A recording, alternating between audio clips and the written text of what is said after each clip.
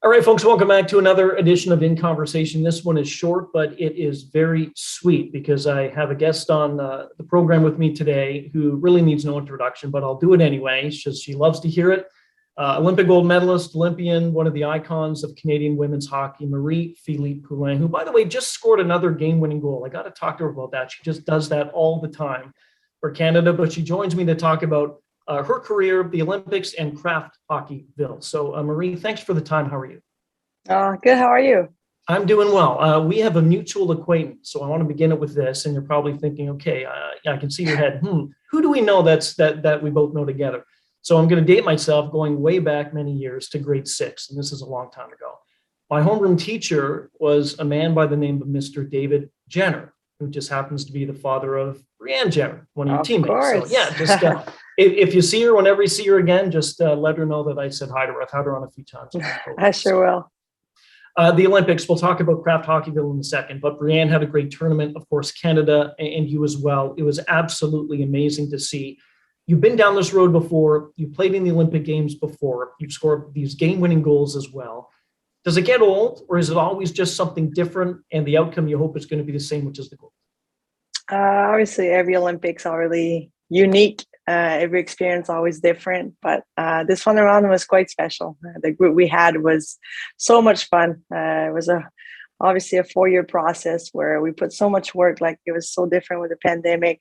We were on our own a lot, lots of Zoom call, lots of hard work on our own. And to be honest, being able to bring it back to Canada after the loss in 2018 was a very, very great feeling. And like you mentioned, Jenner had an unbelievable tournament.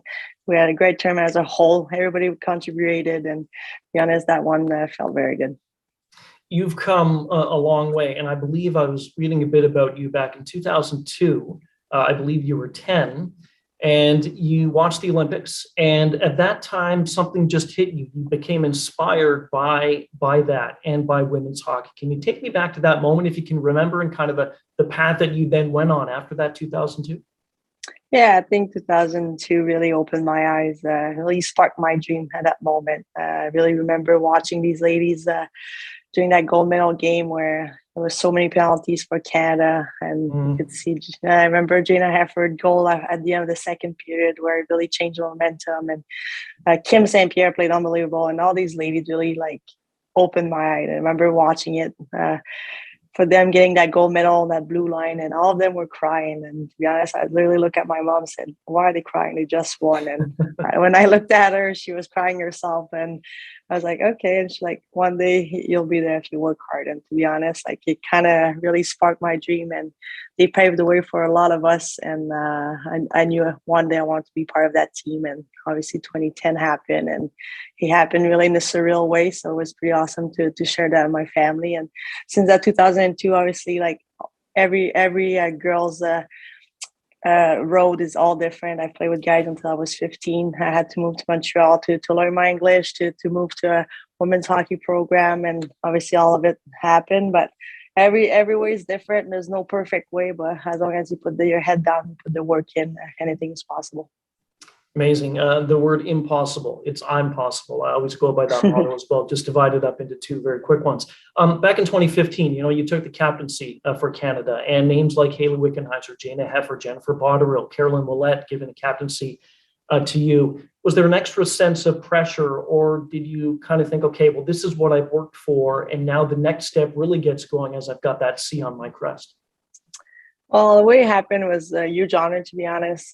Carol was still on the team, and she kind of gave me that jersey with the C on, and it was very, very special. Obviously, Carol is somebody I look up to for a long time, and being able to now be a friend, be a teammate, and get it from her hands was very, very special. And obviously, you look at the ladies that have been there with the C before, and those are quite the names. They've done a lot for women's hockey, and right away, obviously, there's a little bit of pressure, but you use that pressure as motivation. And I think I did not learn that right away in 2015. I think it took a lot of time to learn that. I think that 2018 kind of really, I had to take a step back to realize what it's like. And it was a tough one at that moment, but I think you learn a lot when you lose, when you put yourself in those situations. And obviously it was it was very positive after. I think you learn a lot. You surround yourself with great people, and the leadership group that we've had the last couple of years has been amazing, and we're so great to work together, and it's been quite awesome.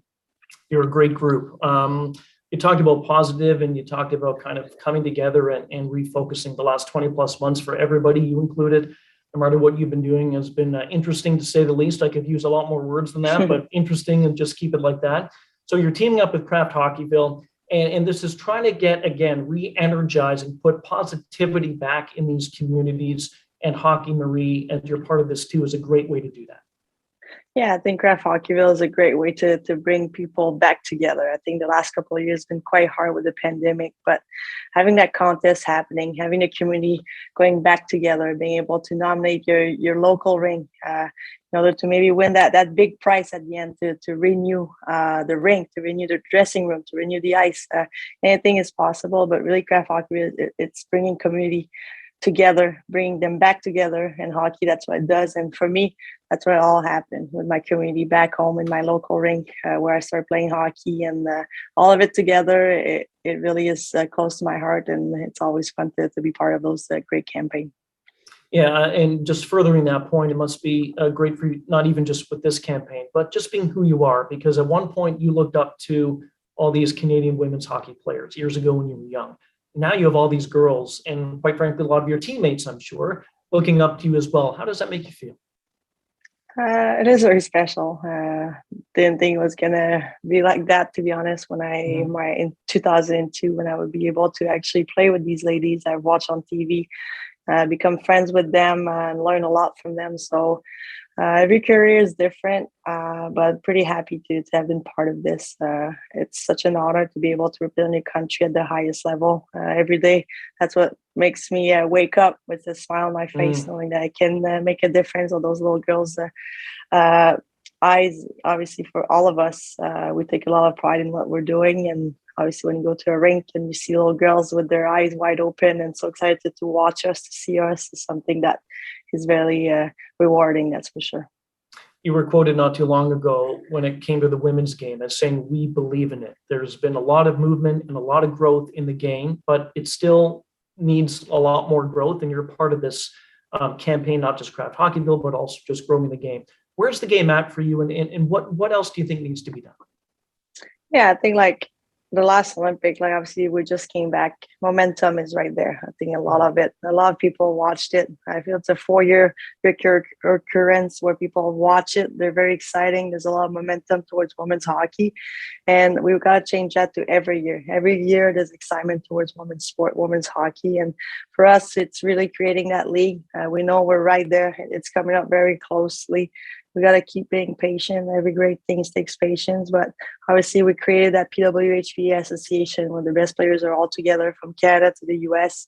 And we have the right people behind closed door. They do so much work, and eventually it's going to be right there. I know we can't predict the future. Last one before I let you go. I know you're up against the clock. 2026, will we see you, the Olympics, Cortina?